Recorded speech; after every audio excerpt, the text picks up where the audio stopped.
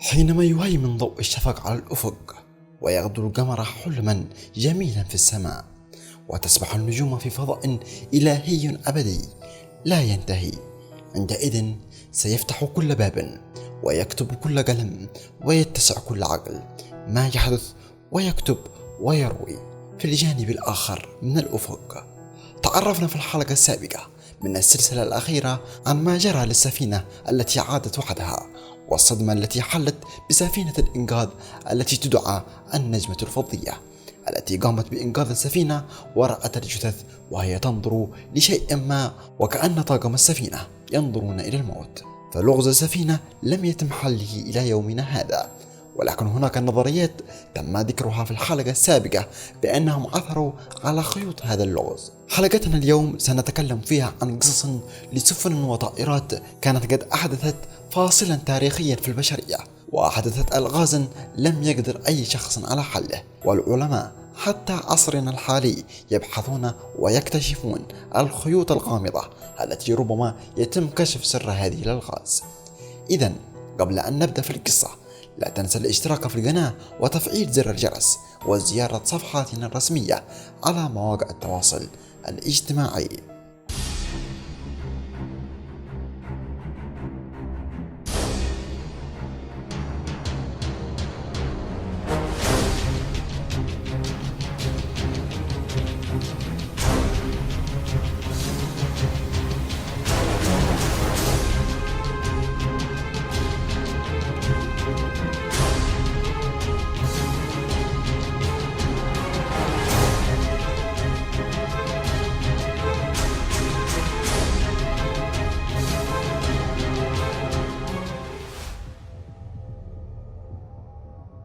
البداية حينما انطلق البحار والمستكشف الإيطالي كريستوفر كولومبوس يشق مياه المحيط الأطلنطي في 3 أغسطس من عام 1492 ميلادي، عازما على فتح أبواب التاريخ على مصراعيه عبر اكتشاف طريق جديد إلى الهند، بخلاف الطريق الذي يهيمن عليه المسلمون آنذاك، مع الوضع في الاعتبار وجود أدلة تاريخية تعزز من الإيمان بوصول حضارات سابقة على كولومبوس إلى الأمريكيتين.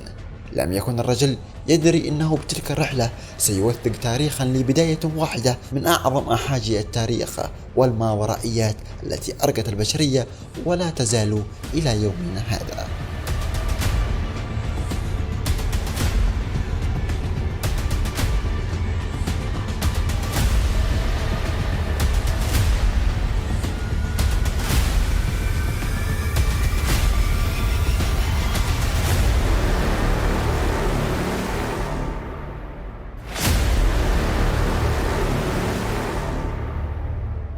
لقد فتح الباب على مصراعيه دون أي سبيل نحو إغلاقه، فحينما وصل الرجل على متن السفن هي 3 سانتا مارينا، وهي سفينة القيادة، إضافة إلى سفينة بينتا وسفينة نينتا إلى غرب المحيط الأطلسي، وبالتحديد إلى جنوب الساحل الشرقي للولايات المتحدة الأمريكية حاليا.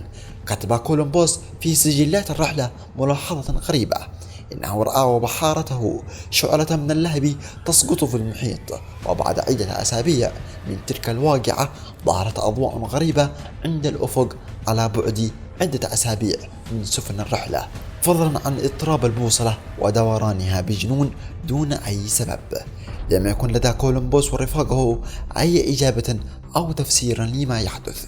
شعلة من اللهب تسقط بالمحيط، أضواء غريبة مجهولة المصدر تلوح بالأفق، جنون البوصلة، وما مدى الارتباط بين الأحداث الثلاثة؟ ظلت تلك الأسئلة معلقة في الهواء إلى أن هبطت بفضل جاذبية النسيان عبر الزمن. مضت السنوات الواحدة تلو الأخرى جاثمة على شهادة كولومبوس ورفاقه قبل أن يحل عام 1840 ليطلق العنان لنهوض الأسطورة من جديد، أسطورة مثلث بيرمودا.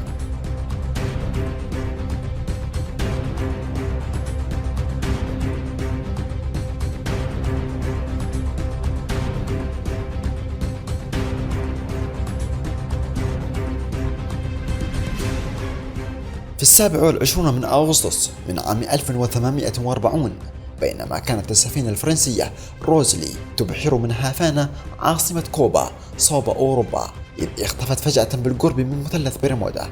راحت فرق البحث تجوب المحيط بحثا عنها، لكن روزلي لم تخلف شيئا وراءها سوى اسمها الذي يتردد على ألسنة الجميع ممن يبحثون عنها. وبعد عدة شهور من البحث الذي لم يسفر عن شيء، عادت روزلي للظهور من العدم تماما كما ذهبت إلى العدم. حينما عثر عليها كانت روزلي خالية من طاقمها، على الرغم من وجود أمتعتهم الشخصية سليمة دون أن تمس، كما كانت في حالة جيدة للإبحار، فلم يكن هناك أي دليل على القرصنة ولا يوجد بها تسرب للمياه. فثمة شيء واحد كان حيا على متن السفينة، عصفور يتضور جوعا. كيف اختفت روزلي؟ وأين ذهبت بعد الاختفاء؟ وأين ذهب طاقمها؟ وما المصير الذي حل بطاقمها؟ ستكون تلك الأحاجي في الجانب المرئي من الأفق، بينما الأجوبة ستكون هناك في الجانب الآخر من الأفق.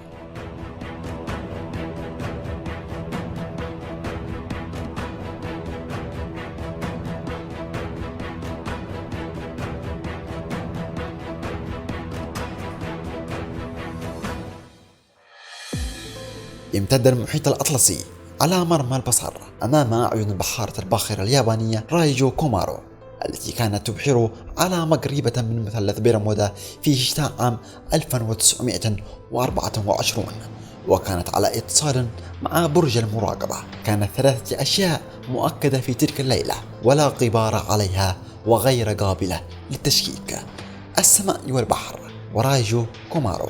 لكن على إثر رسالة مروعة من الباخرة اليابانية إلى برج المراقبة، فإن رايجو كومارو لم تكن وحدها رفقة السماء والبحر، بل ثمة شيء رابع سيطغى وجوده على كيان الباخرة اليابانية، شيء ما سيفتح أبوابه لها، أبواب الذين ذهبوا ولم يعودوا.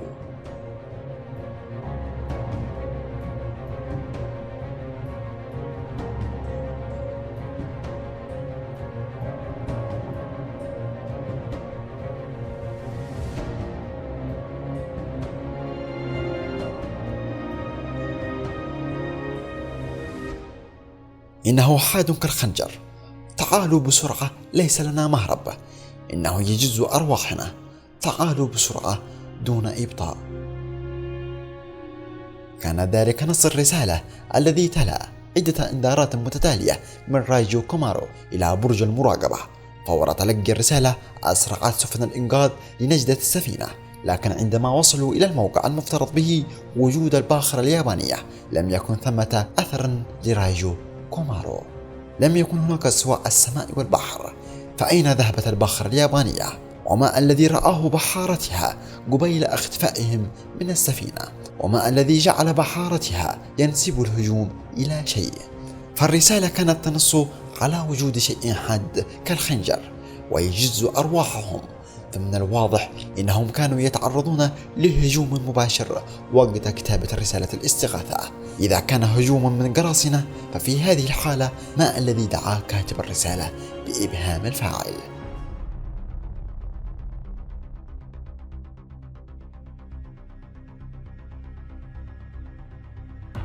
ما واجهوه بحارة الباخرة اليابانية شيئا لا يمت بصلة إلى عالمنا، ولوقع المفاجآت عليهم لم يجد الوقت الكافي لوصفه.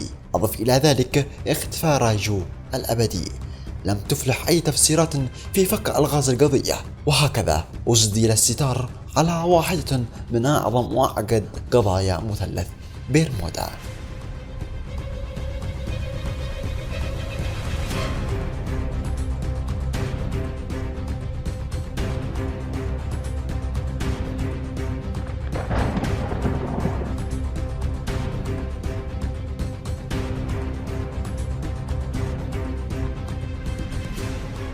فبين رسالة مروعة وهجوم مرعب واختفاء محير، طويت الصفحة الأخيرة في ملحمة رايجو كومارو لتكون فصلا جديدا ومثيرا من ضمن صفحات ملف سيظل هكذا يتأرجح بين غموض أزلي ورعب لا نهائي. ملف يسمى ما وراء الطبيعة.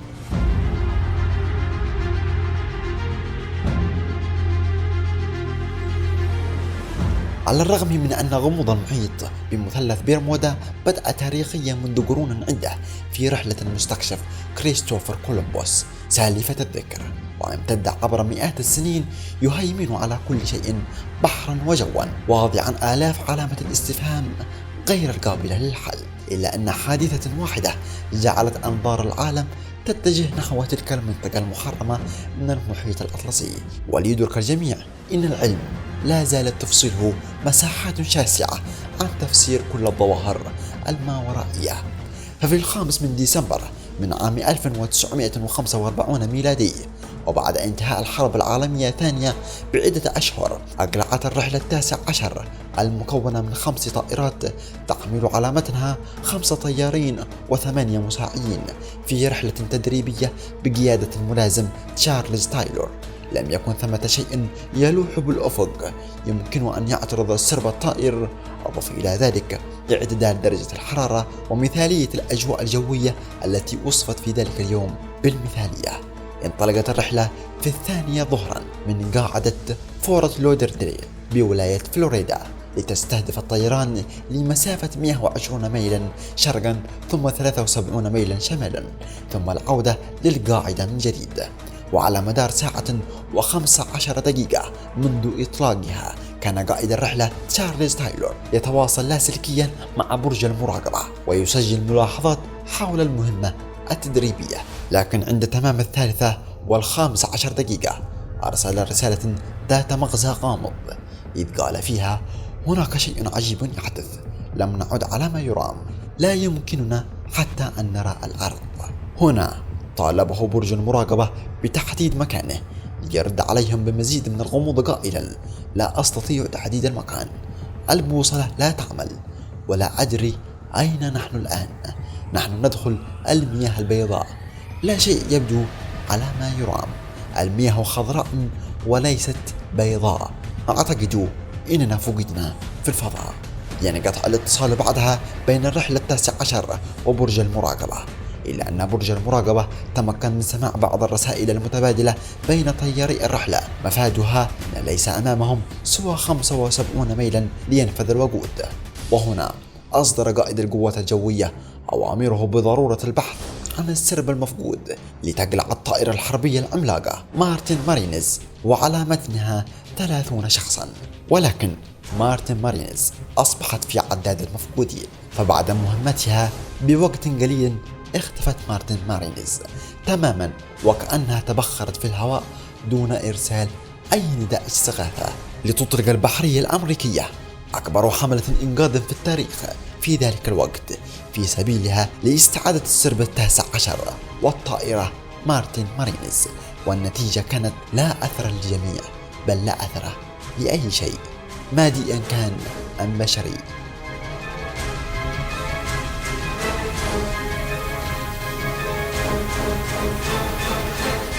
السيناريو الغريب لاختفاء الرحلة 19 ومارتن مارينيز كان كافيا جدا لأن يتخطى مثلث بيرمودا حدود الجغرافيا إلى نطاق الأسطورة.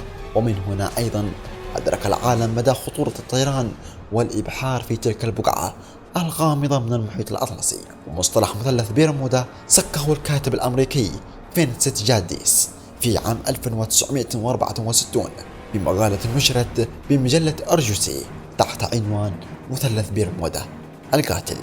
ومن هنا ولد المصطلح الأشهر في عالم الماورائيات، مصطلح مثلث بيرمودا. ويمتد مثلث الرعب هذا من فلوريدا إلى بورتوريكو إلى بيرمودا شمالا، ويغطي مساحة 500,000 ميل من المحيط.